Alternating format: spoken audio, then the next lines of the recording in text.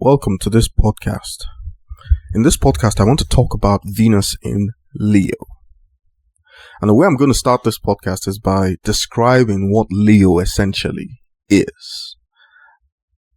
This is a follow-up from my podcast on Venus in Scorpio, so you might want to listen to that if you are inclined.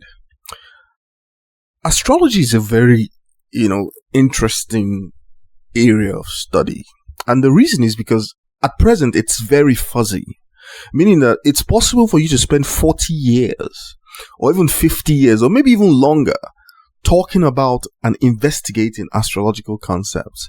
And every time it seems as if there is still so much to learn, so much to know. And that's because unlike most areas of knowledge that human beings find practical application for, astrology is not precise. It simply does not have the precision of, say, the physical sciences. That's because there's so many interpretations, so many perspectives, and people come up with all sorts of perspectives every single day. There appear to be as many perspectives as there are people looking for such perspectives. So people internalize something maybe they read in a book or listened to in a podcast, and they come up with their own version of what it all means. Okay? And because of that, astrology does not have the type of application that it's supposed to have. Because what exactly are you applying? You see? Now, the feature of knowledge in the 21st century, applicable knowledge, is that you are able to use it, develop it in such a way that it becomes something very tangible. Okay? And this tangibility is a practical thing. And it usually starts by formulating a hypothesis or, some type of idea or guess regarding the nature of some type of physical phenomena. And that guess or hypothesis now goes through a process of scrubbing. And the scrubbing is essentially that every aspect of the hypothesis is designed into some type of an experiment. And based on the feedback from the experiment, you decide whether the hypothesis is right or wrong. So the ability to test ideas for efficacy, right? To see whether the ideas conform with what we find in reality. That's one of the hallmarks of developing knowledge that has some practical application. There is no way to test astrological reality. And the simple reason for that is the unbounded nature of these astrological tidbits, in terms of everyone has his kind of opinion on what astrological reality is supposed to be. And the underlying root cause of that problem is because astrology does not have a physical theory. You cannot go from any of the accepted theories you have today in the physical sciences to astrological reality. At least, that is if you're outside of the 5 principles of organized complexity that I teach. That's very brand new, okay? So based on that, astrological reality and concepts seem very fluid. So because of that, I have taken a very different approach. Everything I do in astrology begins from first principles. And even though I may not go into the physical nature of the first principles in these podcasts, believe me that there is a science underneath everything that I do. There is a study and deep understanding of how these astrological realities manifest. And that's why my channel is characterized not just by astrological podcasts, but I also have scientific podcasts there. And all my science is based on the principles of organized complexity that I invented and researched for close to 40 years. Okay? So there is a correlation between the scientific work that I do and the astrological aspect of my podcasts. Ultimately, they will be linked together, but I kind of keep that reserved and private for now. Okay? So let's start the podcast itself from investigating what the nature of Leo really is. Leo is the 5th sign of the astrological zodiac, meaning it's the sign that evolves from Aries, Taurus, Gemini, Cancer, and then you have Leo. There's something very unique about Leo because in Leo, something is born, something that didn't exist before. Leo is a manufacturing facility, and it manufactures only one product. And you know what that product is? It's the ego. It's what we call an ego. But what is an ego? An ego is a voice. It's a perspective. It's a voice that only comes into your head after certain aspects of development have occurred. And those developments have to do with the development of your brain, okay? Because Leo is a vantage point that is created inside another vantage point. Now, the original vantage point is the one that was created at the ascendant, at the 0 degrees of Aries in the natural ascendant. That vantage point is essentially the first impulse. Leo is the development of the second impulse. So it is a perspective within a perspective. And so because it is the beginning of a new sequence, so to speak, it is very simple. Just like the ascendant at 0 degrees of Aries is very simple. All right. And the simplicity of Leo lies in the fact that Leo is only concerned about one thing. It's concerned about this new perspective that it has discovered within itself. A new voice. The first voice that actually carries the semblance of a unique being. Now, you don't have this at the ascendant.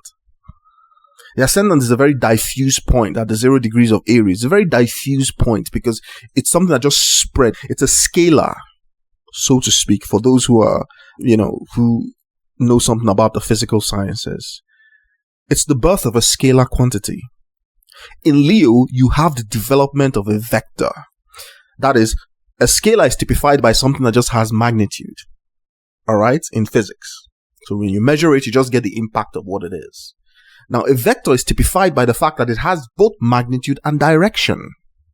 So that in Leo, a vector awakes, meaning that the magnitude of being now has an orientation to it. So it has a purpose. It has a vision. It has a mission. It perceives that it has this mission within it.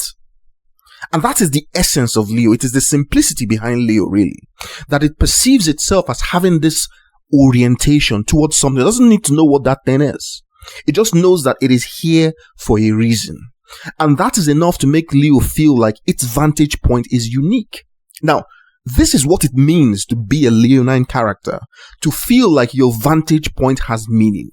And so placements within Leo, right, are coupled to a narrative that is designed to seek meaning, to seek significance, to seek importance, to seek the orientation of that vector.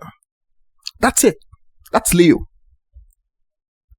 Now, in the pursuit of this, because this feeling of destiny, of being born for a reason, right? It's very pure. It's very childlike and it's very pure.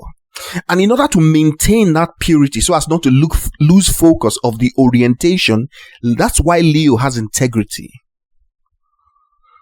Because the integrity is necessary so that it can keep within its sights the direction or the perspective of this orientation. Now, so Leo spends its life trying to actualize this orientation, to look for where on the map this X is actually marked. Because it feels it all its life. It feels it up until the time when it knows what it is. It says, look, I'm here for a reason. I'm here for a purpose. Okay? So, I'm not like you, really. I'm here because I am meant to be here, because I'm here to do something. That is the typical Leonine feeling. And because of that, there is a sense of mission, dignity, of stature that accompanies Leo. Now, Leo is ruled by the sun for the simple reason that if you look at the glyph of the sun, you see that it is a circle with a dot in the middle. The dot is meant to typify the essence of focus and attention. But what it really is instantiation of the vector. Remember, a vector is something that has magnitude and direction. The direction is literally an arrow that says, go here or seek here. That's what that dot is. And that's why Leo has this strong affinity with the sun. Because the nature of the sun is to objectify existence, to give existence a direction and a focus. It is the essential nature of what it means to be self-aware. That is why prior to the existence of Leo, there is no direction per se, because the essence of the self has not been born yet. Now, the ego is how we navigate the world. When we come and we say, I have to do this or I want to do this, that's the ego speaking. It is a sense of the right to act, a sense of the right to do something, to achieve something, to be something. Okay? That's really what it is. Now, in the mind of the one who is charged with such an archetype, then there is a distinction that they feel from the rest of the world, who they probably perceive as wandering around aimlessly. The Leonine doesn't feel like they're wandering around aimlessly. If you have significant placement in Leo, then this is the nature of the narrative that emanates deep within your consciousness, that gives birth to your ego. That's where you feel like you have a vector. Now, a vector is just a compass direction. It's not the thing in itself. It just says, go here. Now, Leo can settle within itself as just having this direction. It's happy to just be a vector. But whenever Leo looks into the world, it sees that, wait a second, there are other people who also have these vectors. So what makes me special, really? And that's where the whole thing starts for Leo. Because Leo now needs to go into the world to find out exactly what makes it special. That is the life task of Leo. Okay? And the way that it approaches this is with so much vim and vigor. Remember, in the development of astrology, they could have ascribed the symbol for Leo to any other type of thing. It could even have been a cooking pot, for all we care. It could have been a string. You see? It could have been a rock. No, it's a lion. Do you know why? Now, the characteristics of a lion are not things that, human beings basically trifle with. Because a lion is a ferocious beast. Most of us will go through our lives not having met or seen a physical lion in reality. And so whatever images or whatever perceptions we have of a lion comes from movies and books and, but we'll never really have the direct experience of what it is to actually see or get to know these beasts in real life. A lion is a ferocious beast, extremely territorial, and has a penchant for, especially the male lion, has a penchant for irritation. They have a temperament, meaning that they have a temper, really. They're very easily irritated. And one of the things that gets them irritated is the pettiness of things. So they are content to be very docile. In fact, most of their time is spent in docility. Most lions sleep for most of the day. They are asleep. They really don't do anything. But when the lion is roused, for some reason, maybe something that's irritated it to the point where it now feels that it needs to go into action. And this usually happens as a result of other lions impinging on its territory. Other male lions, because like I told you, a lion is an extremely territorial creature. It rises to an occasion with a force, a brutality, and a bestiality that is unmatched in the animal kingdom, really. Only few animals like the hippo or or maybe a charging, raging elephant are able to match the savagery of a lion. A fully grown male lion, when it's completely pissed off, it's something that is just incredible to witness, the raw power that is brought into play. And so when you tag a zodiac sign to this symbolism, there must be something within the symbolism that necessitates this tagging process. And that is a process when the lion is roused, when they have had enough. They're able to marshal all their strength into a single vector, a single focus, a single type of rage that is just simply devastating in the sense of its sheer power. Okay? Now, once that energy is brought to the fore within the Leonine archetype, then for that period of time, for that duration, these are not the type of people that you want to be around with. They are devastating. So for those who have significant placements in Leo, like, Mars in Leo, for instance, is able to summon up a rage and an anger, a motivation that is just something to behold. Okay. But luckily, the sense of dignity and the sense of direction which a Leo has does not allow them to explore every potential or every possibility for conflict. It doesn't. It really restrains the lion from acting in every way possible. Everything about the Leonine character, all their strength, all their vigor, all their firmness, the entire behavioral archetype comes from the nature of that vector. That they feel that they have a purpose, a much greater purpose. That's where the source comes from. Now, if you take that away, right, the lion collapses into something that has a total lack of motivation. They appear lost. Okay. They do not have the central focus within them within which to summon up that drive and that energy.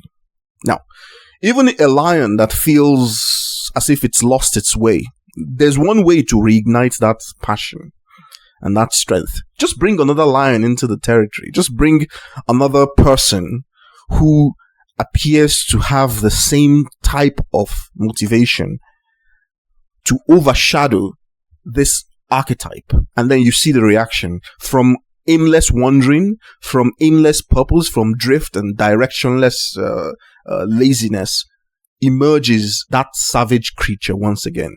So when any placement in Leo spends a considerable amount of time feeling like it has no purpose, it has no significance, but whenever the condition is right, something emerges within the person, and usually the trigger is always territorial.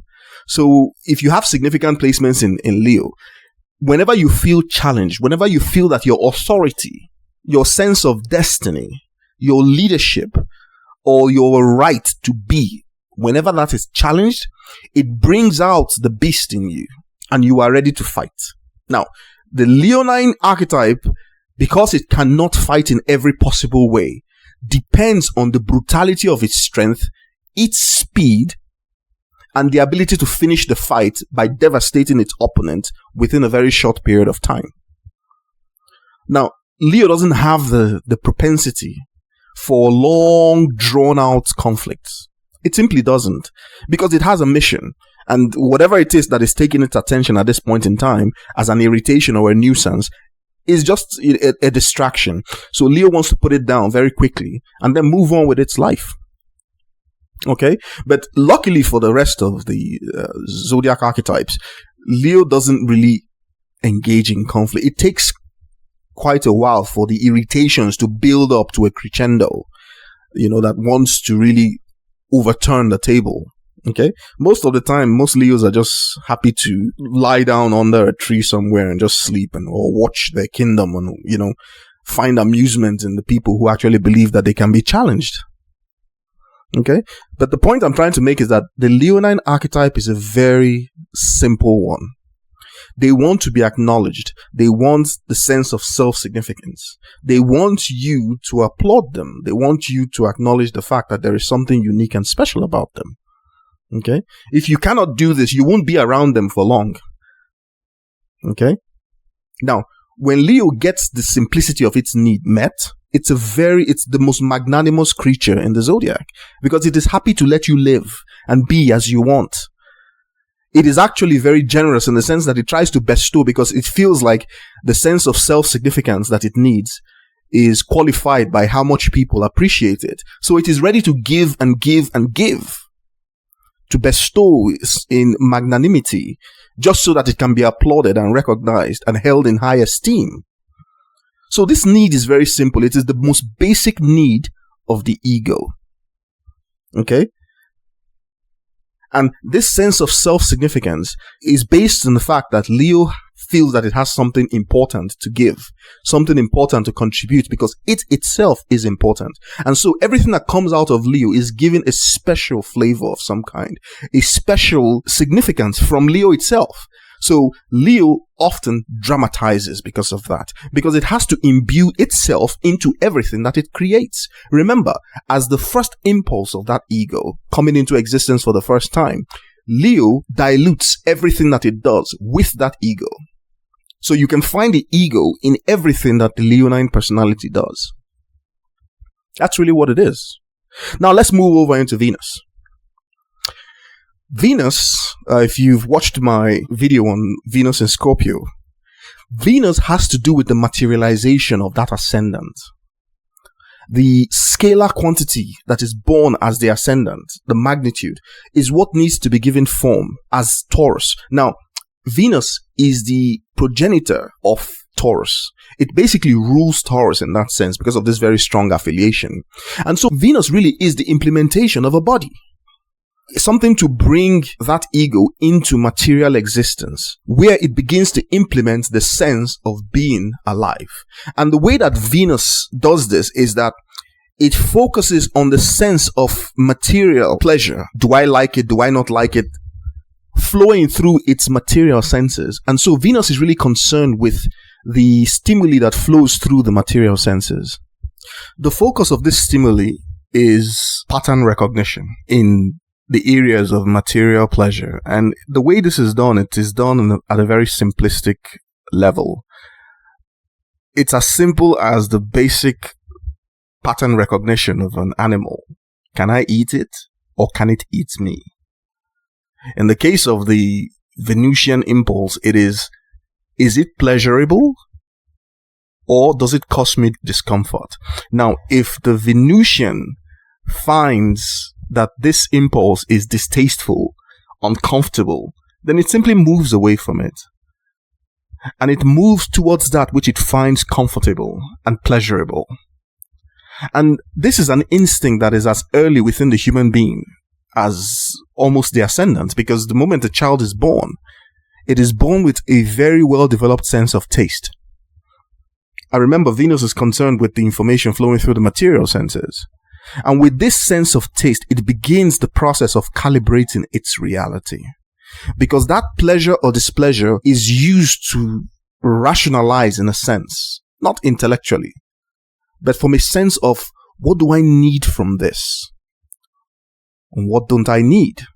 So that the further evolution of this very simple process is what we eventually developed into something as sophisticated as the value system of a human being. Because the value system is really based on what you say no to.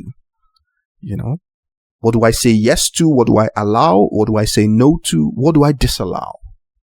The original impulse from that comes from a very simplistic process of what do I like? What do I enjoy? And what don't I enjoy? So people who have difficult Venus placements really don't know what they like. They have no idea. They seem to like everything, and sometimes they seem to like nothing. So the construction of a value system at the end of that process is not something that is easy for them. They say no to the right things and say yes to the wrong things. And that is what typifies the impairment of a Venusian quality. Now, what do they use this for? The construction of a value system. How do you even know what it is? It's because when you perceive the internal comfort in something, when you perceive that something brings you pleasure, there are certain attributes associated with that pleasurable feeling. And that is the fact that there is some type of harmony, a subjective harmony that is perceived between things. And so the pleasure comes from being able to bring those harmonious aspects together. And we experience it as a sense of taste. We experience it visually when we try to arrange more pleasing colors that fit together. We also experience it tonally, and that's why we make the kind of music that we do. So there is a deep sense wherein the human being gets to appreciate the nature of harmony and the nature of beauty, and very importantly too, the nature of symmetry. And this initial Venusian impulse is how Venus allows us to pattern that early stage of our reality. And so when Venus finds itself in Leo, it simply means that everything I've described about Leo must produce this feeling of Venus. And how does that happen? The process starts by all the qualities of Leo as I've described them, giving rise to this sense of harmony, beauty, so that the vector that Leo represents, the directional focus and a sense of mission which it carries within it, is also imbued with a sense of pleasure, so that Leo perceives that its directional journey is one where everything seems to come into alignment, into focus, into balance, into harmony, into symmetry. It perceives that as the nature of that journey. So that whenever it encounters conditions whereby things are out of harmony, or there's too much conflict, or things don't look as if they're in proportion, or it doesn't look as if there is a beautiful plan that is unfolding as the meaning of their life, then they are turned away from that process. And so what Venus in Leo allows Leo to do is to choose exactly where this vector points to. And you can be sure that it must point to a direction that has that Venus within it as a life pattern, so that the direction and the mission which they have in life focuses around beauty. It focuses around the acquisition of pleasure so that the journey itself has pleasure within it. And that becomes an essential part of that mission that they feel, that destiny that they feel. And then the Leonine aspect of this combination rises to defend that sense whenever it feels threatened or challenged. That is Venus in Leo. And so based on this configuration, the Venus in Leo character does not feel that they need to stoop low into the areas of discomfort, into the areas of displeasure, into unharmonious situations in order to follow a path. They will believe that they are above that, and they will put themselves above that. And what this does is basically to make them feel like targets, because they're sitting high up in their pedestal. All right. And there's so many things that they won't stoop low into. They'll be loath to go in certain directions because they feel this sense of dignity, and they feel that their mission must involve a combination of these two aspects of Venus and Leo. And so that means that they're not ready to go into very distasteful situations. They're not ready to create distasteful drama. They're not ready to be insulted, to feel as if they have no mission, to feel as if they have no purpose. They're not ready to be ridiculed. You cannot laugh at their journey. You cannot laugh at who they are. They are very territorial about these things. And if you want to set up enmity or to bring out the beast in these people, all you need to do is to take what they think is the focus and direction of their lives and to ridicule it as having absolutely no meaning. Then Leo emerges from the combination as a ferocious beast. If you know someone with significant placements in Leo, or a Venus in Leo, for instance, just go try to ridicule the sense of destiny that they feel, the sense of everything being organized for them in their reality. Just challenge that sense and you see the reaction. You're not going to like what you're going to find. Okay? And so women, for instance, who have a Venus in Leo, they feel like they are over and above a certain class of behavior, and they're not willing to stoop down. Doesn't mean they don't have the fight in them. They just feel that the fight is distasteful. And so keeping themselves above the fight is basically a reinforcement of the sense of dignity that they feel. All right? Now, for men that have Venus in Leo, they are attracted to women that exhibit that type of behavior. Women who hold themselves in some type of esteem. And the esteem is not really tied to material things per se. It is a sense of character. A sense that they are in this life for a reason and for a purpose. That sense is the sense of self-significance, which Leo is all about. So with reference to my earlier video of Venus in Scorpio, you can see that Venus also, in a sense, translates into money. Because the way I explained it then is that the sense of comfort in today's reality, you can't really achieve it without access to money. But Venus doesn't code for money. Okay? Nothing in astrology actually codes for money. Okay, so the way that a Venus in Leo person goes about making a living is that sense of making a living must be tied to a narrative, a story that has a growing sense of self-importance to it. That's the story that brings out their conviction that yes, this process or this project or whatever it is can be realized. Because Venus in Leo simply means that the both aspects of Venus and Leo must be satisfied in the pursuit. So all aspects of making money center around them and center around their ability to create something, their ability to bring something unique to the table. They have to feel like they actually have an irreplaceable part or role that they are playing in this whole enterprise. Because once you can demonstrate to them that they're just an insignificant cog, then the Leo loses enthusiasm to remain in that situation. They want to leave. Because they cannot operate under those kind of conditions. And Leo has this sense of integrity attached to it that often shows itself as a sense of pride. That is coming from the dignified feeling of what they feel to be a mission in life. Now, if you meet a Leo personality who doesn't have this sense of mission, this sense of purpose, or this sense of self-significance, it's not a very good thing. They're not in their element. Now, they may cover up this lack that they have by being what? Bombastic, arrogant, and boastful. Always trying to throw into your face how wonderful they are, how this and how that. It's usually the opposite. Otherwise, why would the person be making so much noise about it? A king doesn't have to tell you that he's a king. If he has to, then what kind of king is he? A queen doesn't go about reminding you of their queenship at every opportunity. Why do they need to remind you? It's because they're having doubts. So usually, the kind of power that Leo represents is silent. You see it because Leo is a flamboyant, personality in the sense that its actions speak for it. It doesn't have to remind you. The way that it carries itself, the dramatization involved, and the way that it seems to have its business together, right? And the kind of respect that it commands, that's what lets you know that there is power here. There is significance here. And so when a Leo knows that they should have achieved this and they haven't, then they try to do the next best thing, which is just supplement all of that with noise. Okay?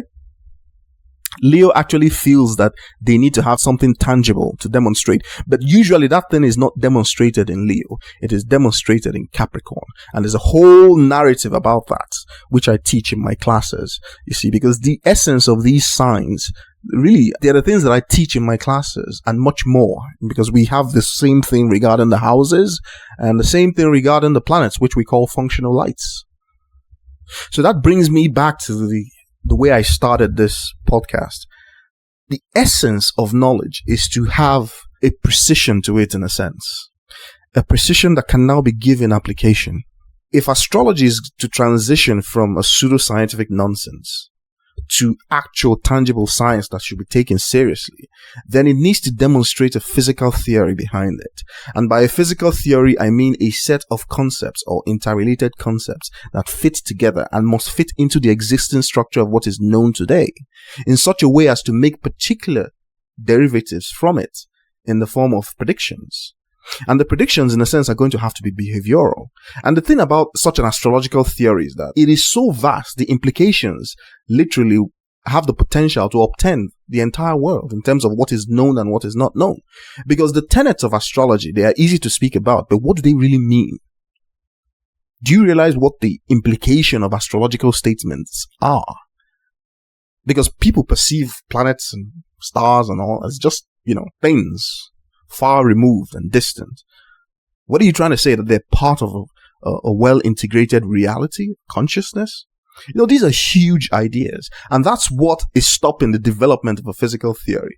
But that's the reason why I started my channel, The 5 Principles of Organized Complexity. It is backed by my book of the same name, The 5 Principles of Organized Complexity.